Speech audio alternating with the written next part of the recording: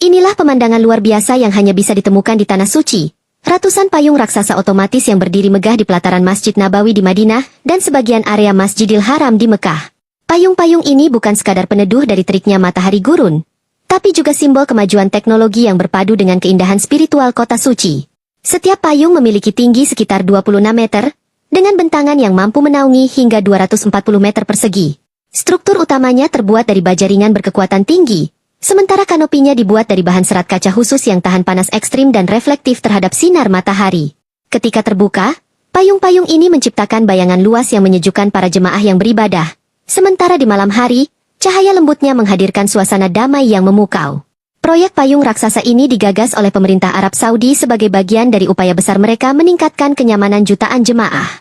Di Madinah saja terdapat lebih dari 250 unit payung raksasa dengan biaya pembangunan mencapai sekitar 4,5 miliar rial Saudi, atau lebih dari 18 triliun rupiah.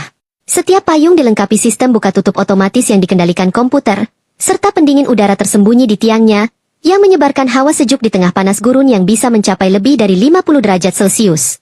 Perawatan dan pengoperasian payung ini dilakukan setiap hari oleh ratusan teknisi profesional, memastikan semuanya bekerja dengan sempurna tanpa gangguan. Payung-payung ini menjadi bukti nyata bagaimana teknologi modern dan nilai spiritual bisa berpadu indah di jantung dunia Islam, menjadikan pengalaman beribadah di Masjid Nabawi dan Masjidil Haram semakin nyaman, aman, dan penuh ketenangan.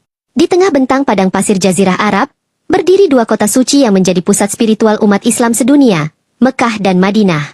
Keduanya bukan hanya tempat ibadah, tetapi juga simbol kesatuan umat dan sejarah panjang peradaban Islam.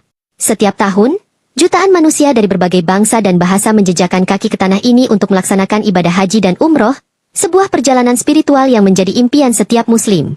Mekah, kota kelahiran Nabi Muhammad, menjadi rumah bagi Masjidil Haram, masjid terbesar sekaligus bangunan paling berharga di dunia. Di dalamnya berdiri Ka'bah, bangunan suci yang menjadi arah kiblat umat Islam di seluruh penjuru bumi. Nilai Masjidil Haram tidak hanya diukur dari kemegahan fisiknya, tetapi juga dari makna spiritual yang terkandung di dalamnya.